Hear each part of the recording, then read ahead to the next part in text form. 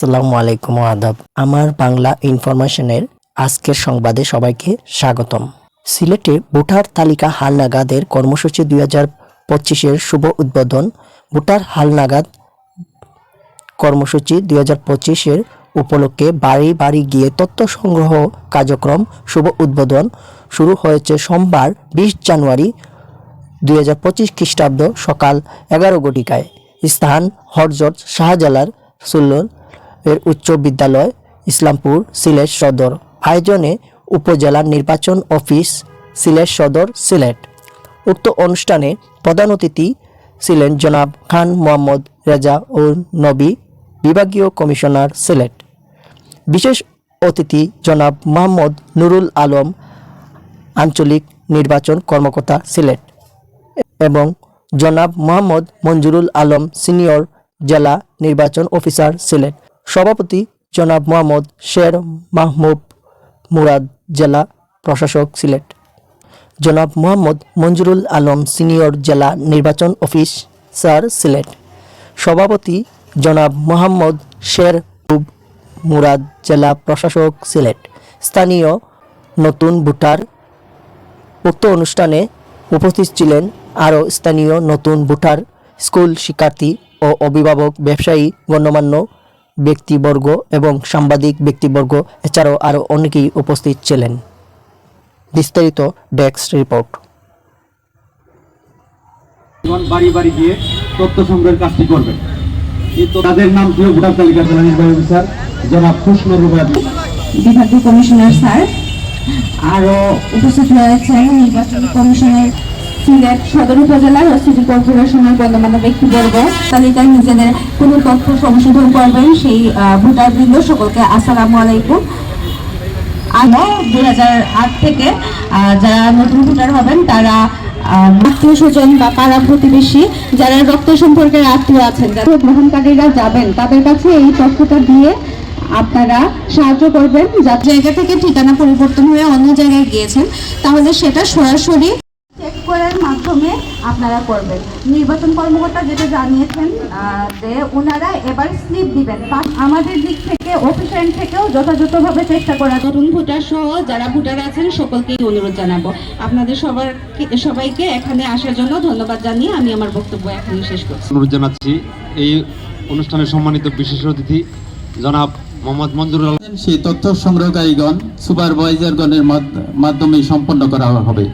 আপনারা অনেক শিক্ষক আছেন আপনাদের, তাদের মধ্য থেকে আপনাদেরকে বেছে নেওয়া হয়েছে। আপনারা জাতির এই গুরুত্বপূর্ণ দায়িত্ব পালন করবেন। আমি মনে করি আপনারা সৌভাগ্যবান। এই তথ্য সংগ্রহ যত নির্ভেজাল নেবেন, যত বিশুদ্ধ নেবেন, যত সঠিক নেবেন, ততই একটি নির্ভুল ভোটার তালিকা পাওয়া যাবে এবং সাথে সাথে একটি নির্ভুল ভোটার আইডিও পাওয়া যাবে, যেটি ন্যাশনাল আইডি। আমি এই অনুষ্ঠানে আপনাদেরকে আমরা ট্রেনিংয়েও বলেছি, অনেক জায়গায় যেখানে গিয়েছি, আমি আজকে অনুষ্ঠানে তথ্য সংগ্রহকারী সুপারভাইজারদের দৃষ্টি আকর্ষণ করে বলবো, যারা নতুন ভোটার তাদের যে তথ্যগুলো আছে, যেমন শিক্ষাগত সনদ, জন্ম সনদ, তারপর নাগরিকত্ব সনদ, ইউটিলিটি বিলের কপি, বাড়ি ভাড়া রসিদের কপি অথবা বাড়ি ভাড়া চুক্তিনামা ইত্যাদি ডকুমেন্টগুলো ভালো করে দেখবেন, যাচাই করবেন। হ্যাঁ, তবে বাদ পড়া যারা বয়স্ক ভোটার তারা যাতে কোনোভাবে একাধিকবার তথ্য সংগ্রহের আওতায় না পড়ে, অর্থাৎ তারা যাতে একাধিকবার ভোটার না হতে পারে। যদিও তাদের তথ্য সংগ্রহ হয়, কিন্তু পরবর্তীতে ডাটাবেজে আমাদের ডাটা সিঙ্ক্রোনাইজের পরে কিন্তু তাদের তথ্য তারা ম্যাচ হয়ে গেলে তারা কিন্তু ফাইন্ড আউট হয়ে যাবে যে তারা ডুয়েল ভোটার বা ট্রিপল ভোটার, কিন্তু তখন আইনগত ব্যবস্থা নেওয়া হবে।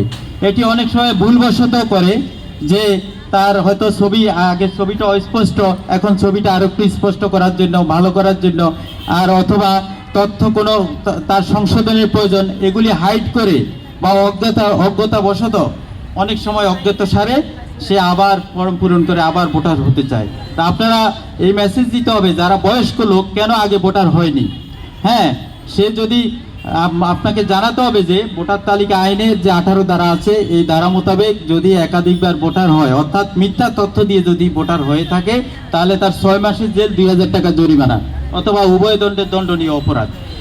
একটা সঠিক নির্বাচন প্রক্রিয়ার মধ্যে নেই। মানুষের অনেকের নির্বাচন করার প্রতি একটা বিমুখতা আছে, যে নির্বাচনে ভোট দিব, কেন দিব, সেই হালনাগাদ করার জন্য আমার যে কষ্টটা বা যে সময়টুকু দিতে হবে সেটা আমি কেন দিব, কি উদ্দেশ্যে দিব, এই জিনিসগুলো কিন্তু আমাদের সঠিকভাবে প্রচার করতে হবে যে না, আগের সময় আর নেই।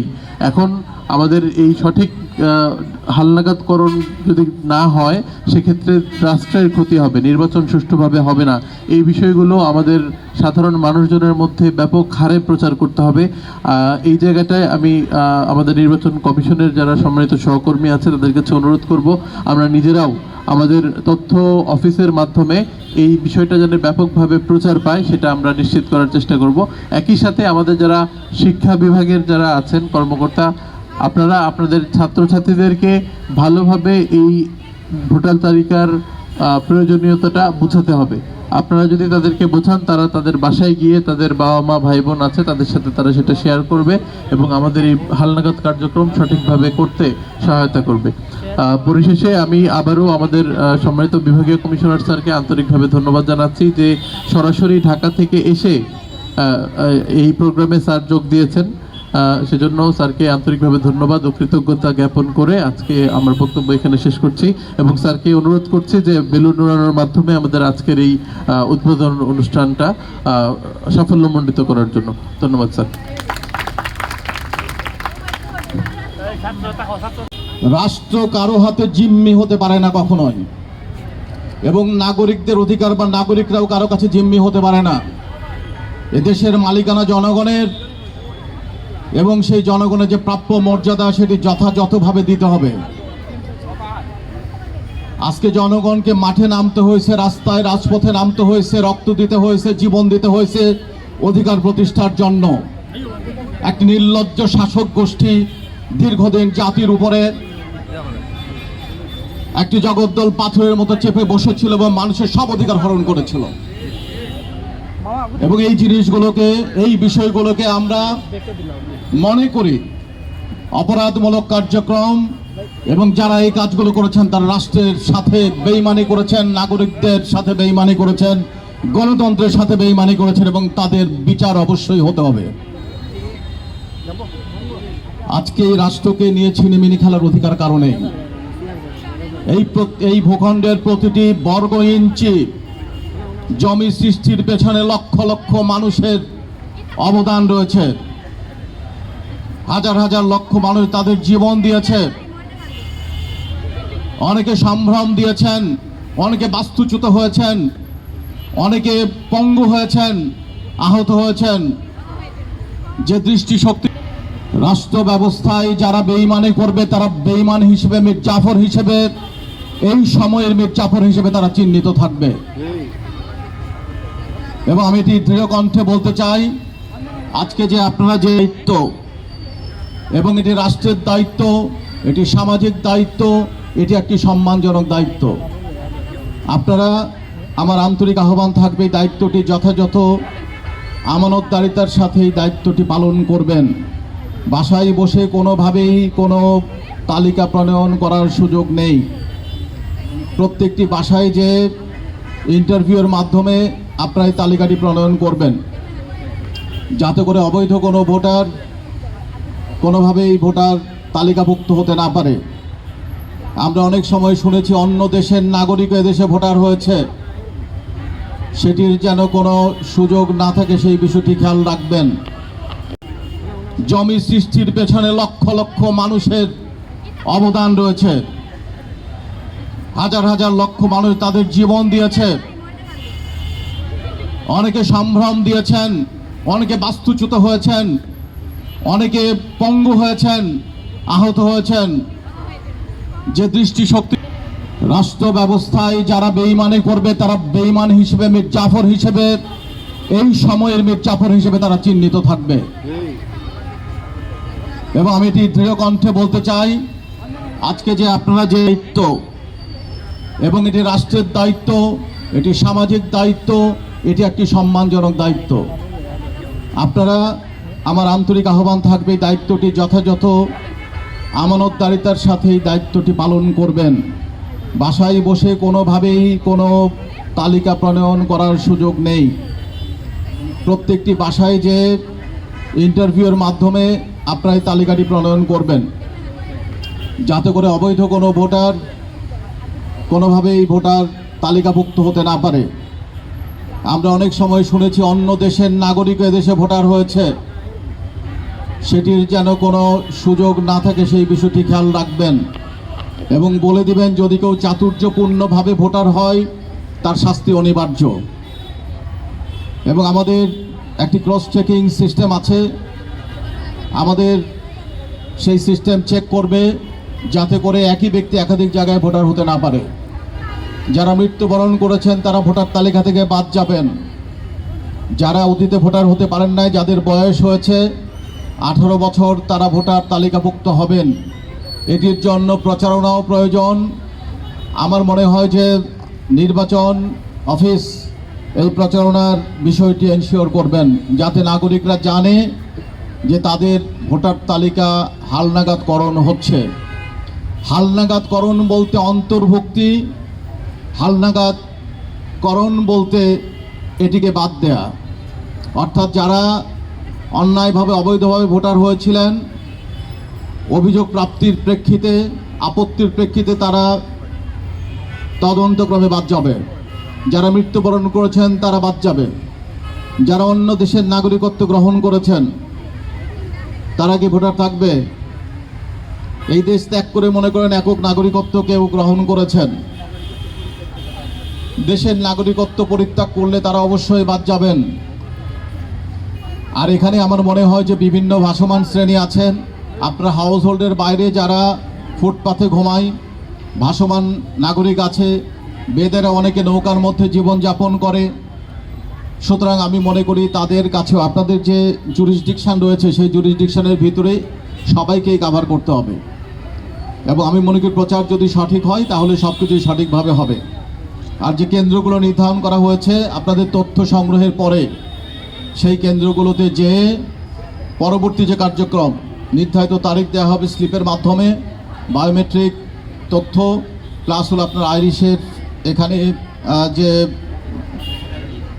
চোখের আইরিশ, হ্যাঁ 10 আঙ্গুলের, তাই তো 5 এবং 5, এরপরে চেহারার কি ছবি তুলবে। আগে আমাদের একটা সময় আমি 2007-এ বোধহয় প্রথম যখন ছবিযুক্ত ভোটার তালিকা হলো, তো তখন ওয়েব ক্যামেরায় ছবি তোলা হলো। আমার ছবি আমি নিজে চিনতে পারছি না যে এটা আমার ছবি না অন্য কারো ছবি।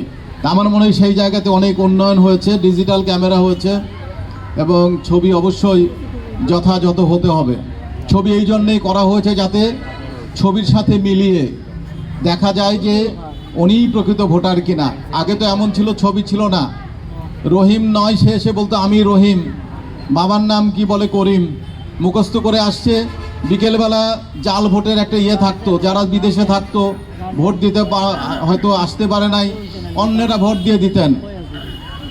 এই যে ভোটার ফেক ভোটার বা ফেক ভোটিং কার্যক্রম বা ভোট দেওয়ার যে বিষয়টি ছিল সেটি থেকে জাতিকে মুক্ত করার জন্য ভোটার তালিকায় ছবি সংযোজন করা হয়েছে।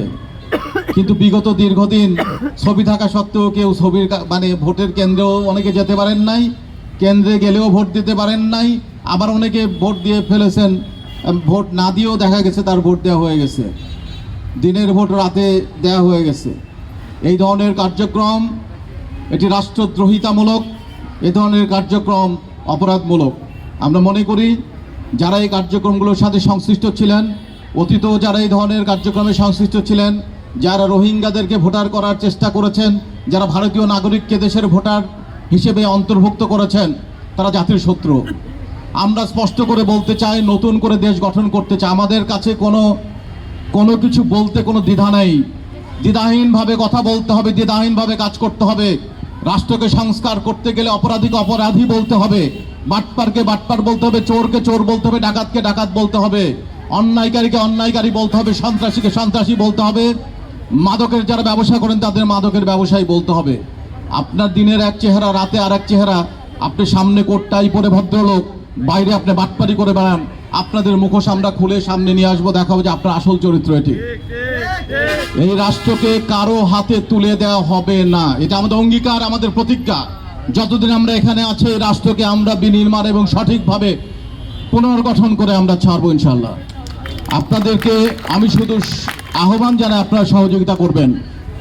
এদেশের নাগরিক সবাই, আজকে ছেলে মেয়ে, শিশু, কিশোর, বৃদ্ধ, হিন্দু, মুসলিম, খ্রিস্টান, বৌদ্ধ, শিক্ষক, অশিক্ষক, রিক্সা চালক, এখানে যারা ভ্যান চালাচ্ছেন তারা, যারা ওখানে নির্মাণ শ্রমিক কাজ করছেন, যারা ভদ্রলোক, যারা লুঙ্গি পরে আছেন, টাই পরে আছেন, সবাই দেশের নাগরিক, সকলের অধিকার সমান।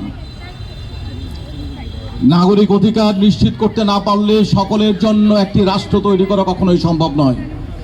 সেই জন্য আমি বলি, এই রাষ্ট্রটি জন্মগ্রহণ করেছে সকলের জন্য, বিশেষ কোনো শ্রেণীগোষ্ঠীর জন্য নয়, সকলের জন্য।